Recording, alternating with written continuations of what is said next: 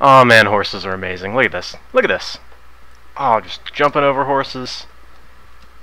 Jumping up 3 tall gaps. Doing 360s. Taking damage from the fall. Man, I cannot wait to get in my survival world. Get a bunch of these and... What's that? You can't get horses in survival yet? Oh. Hey guys, welcome back to Minecraft. Well, looks like we're not messing around with horses this time. It's okay. It's okay. We can wait till next week. We're not impatient. So, what are we working on today? Well, I've been talking for a few episodes now about redoing the magic room down here.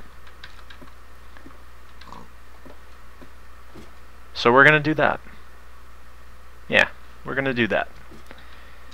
I haven't really done anything else since last time, except for well, I've added a few more of the coal generators, so I've got 3 of them now over there at the tree farm. And this is the dude that I trade with now. 22 coal gets me 1 emerald, and to renew the deals. Oh, that changed since last time. Used to be this. That's not so good anymore. Well, we'll work on it. We will work on it.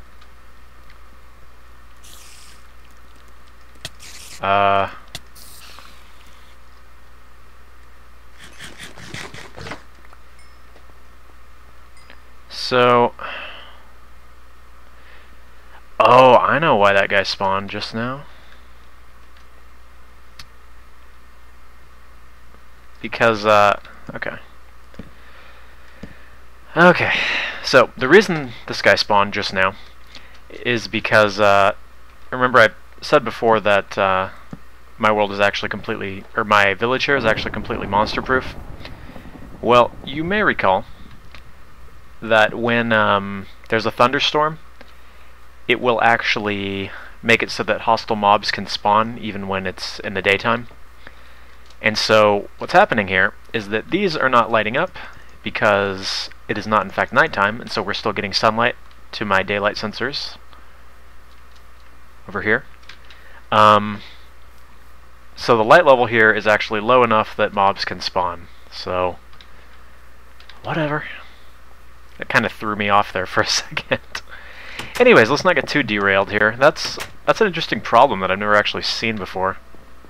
I mean, it doesn't thunder that often, so not a huge deal, I suppose.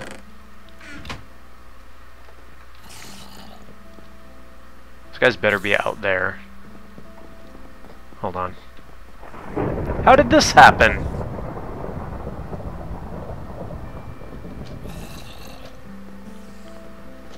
Oh man, weird things are happening, man. Weird things are happening. Alright, where's that spider? Okay, good. They are over here. I was just making sure nothing else was spawning inside. Ah, jeez. Maybe I should just restart this take. Well, anyways.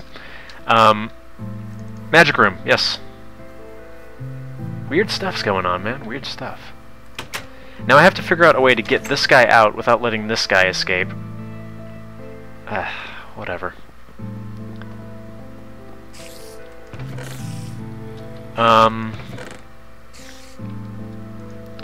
So you may notice that I have a bunch of nether quartz on me. We're going to go ahead and convert all this ore into quartz. The reason I typically gather the ore is because I can carry a lot more of it. That's really the only reason. Because, as I've stated, pretty much every time I go into the nether now, I've been coming out with about 10 stacks of quartz ore. Obviously, I'm going to get 10 stacks of quartz a lot faster using this fortune pick. So I pretty much will just bring it back here and break all these. Which is going to take me a long time, so let me go ahead and do a cut here. Okay, we're going to take a brief pause here. We have 30 levels now. Let's enchant a book. Do I have any books? Who knows? Apparently I do not, but I do have leather. And I do have paper.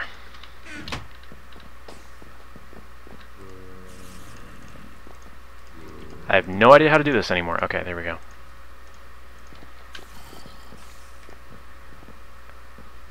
Oh yeah, I have to go down to the enchanting room to do this. I haven't done a whole lot of this. I mean, I've done some of it. Obviously, you get really OP enchantments doing this, so it's the best way to go.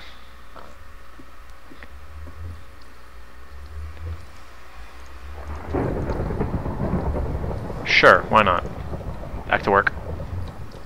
Alright, let's try again. Now that is much better. Okay, as you can see, I'm almost there. Back to work. Okay, that's all of it. The thunderstorm is still going on. Now we're going to want to take all of this and convert it into blocks.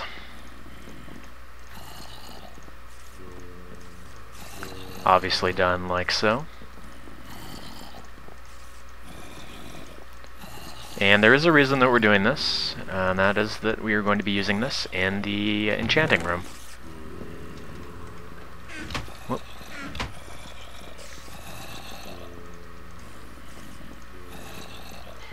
Hopefully that's enough, otherwise I might have to go back in and get more.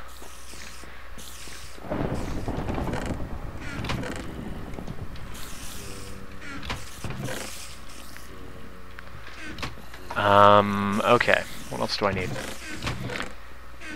I need these. But the first thing that we're actually going to do is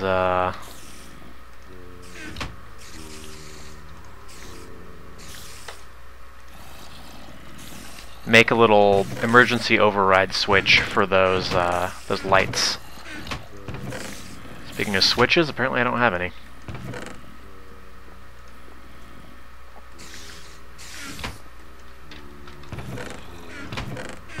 No sticks, okay.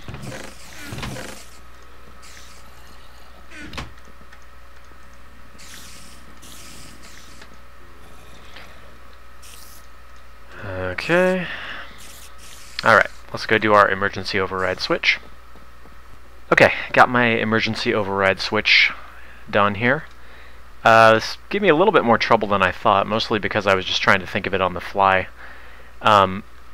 But it's pretty simple. What I ended up doing was, if you recall before when I showed how this wiring worked, this one went out and over this side, powering these ones, and this one went out over this side, powering these ones. Well, what I actually did was I merged them. I had them go into here, and then this all goes out down the middle, and then goes into each individual one of these. So during the day, it's going to be turned off like this, and then at night the daylight sensor is going to send a signal, which in turn will depower this, whoops, thus causing this to turn off and these to get inverted, turning these on. It sounds complicated, but it's pretty simple. So what I did was I added a little switch here that controls this block right here through the use of a sticky piston. So when I flip the switch, the piston retracts, meaning that this signal cannot overwrite this one. This will be permanently off, and therefore these will be permanently on, meaning that the lights will be on. So regardless of whether it's day or night, as long as this is flipped in this direction, these are always going to be on. Versus if I flip it this way, they'll turn off in the day and turn back on in the night. So they'll function just basically as you would expect them to normally. So we're good. Suppose I can cover this. I want to, as much as I can, avoid making space where villagers can glitch into the ground, because that's not such a good thing.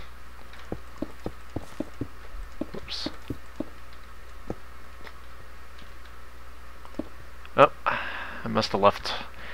I cleared out my inventory. I must have left one over there. Let me finish the cleanup here, and then I'll be back. Okay, it's nighttime now, and I just wanted to demonstrate again that this thing does in fact work.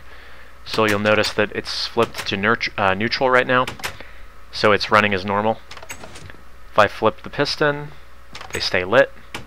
But because this is now activated, if I were to hop in the bed and go to sleep,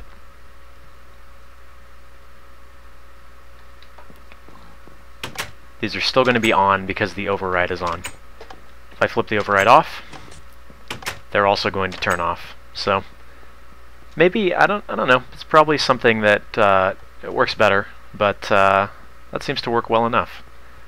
So now, if it, I happen to get a thunderstorm and I don't want guys to spawn in here, all I have to do is run in, and there you go. Okay, so now for the thing we were actually going to do this episode. How about that? This needs to be renovated. And I guess the best way to start would be to just start digging stuff out. So let me show you guys what I have planned here. Shh. The area has always been like, I hadn't really realized it, but I've always had the angel on the one side and the skeleton on the other side. So what I was considering doing was actually splitting the area in two, essentially. So we're going to go over here, and that doesn't need to be there. Throw down quartz on this side, and nether brick on this side, so it's sort of like heaven and hell kind of thing going on. And I think that'll actually look pretty decent.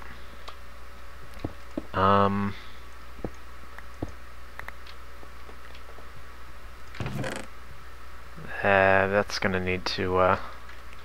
all this stuff's going to need to be moved, probably. But I think that should look pretty decent, like I said. So let's drop off some of this stuff I don't need in here.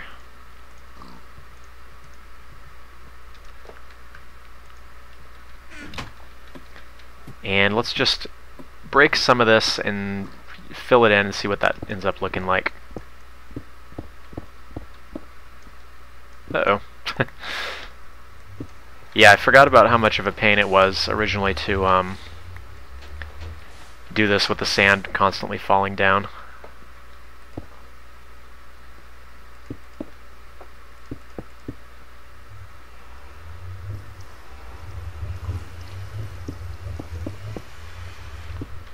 So this will just give you an idea of what it's going to look like. This is just an idea that I suddenly had the other day.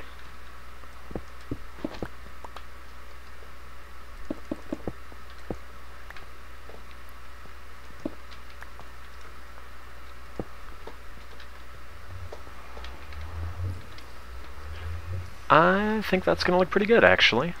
Let's continue digging a little bit.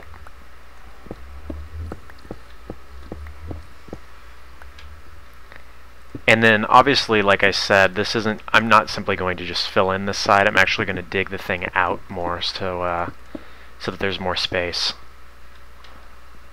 But let's just get an idea, get a feel for it.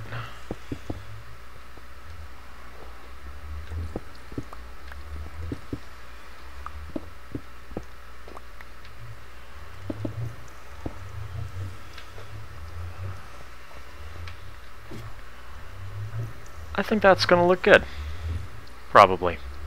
Again, it's hard to tell with the way that I have it all cramped in here like this, but let me go ahead and dig some of this out, and then we'll see what this looks like. Okay, let me show you what we're looking at now. So here it is, kind of divided in half. I think that looks pretty good, actually. Rather pleased with it. This I'll probably take up just up to the next next level with this stuff. That might look a little bit better. But what I'm actually thinking is that this is still kind of small to fit all that stuff into. So what I'm thinking at this point is actually maybe even just branching off in two directions, like have potions this way and nether this way, and maybe enchanting can go in the middle or something.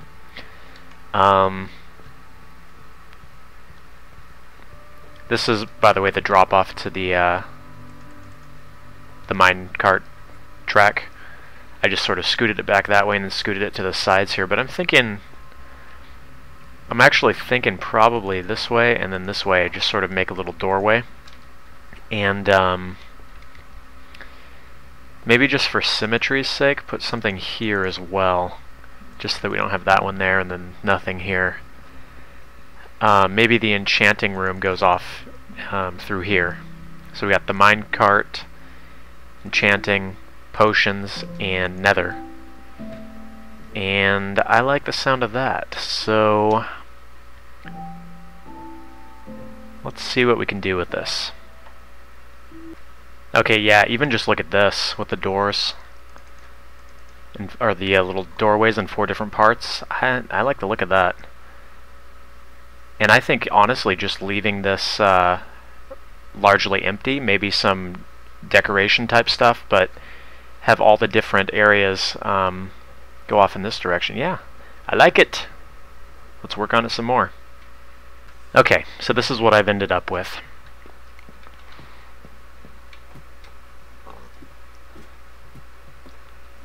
Ta-da. Not bad, I think. Obviously, we're going to put some more decorations, probably on the floor and in the walls. As far as paintings go, probably have some more paintings going around.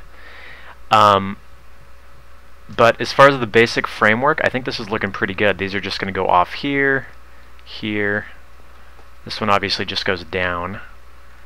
And then this way, so we have nether, minecarts, enchanting. Yes, I wasted an enchanting table doing that. I've got the resources, so why not? And then potions in here. I rather like it. In fact, I like it quite a bit. It's so much better than what it used to look like. So, probably what I'm going to go ahead and do is call it here for today.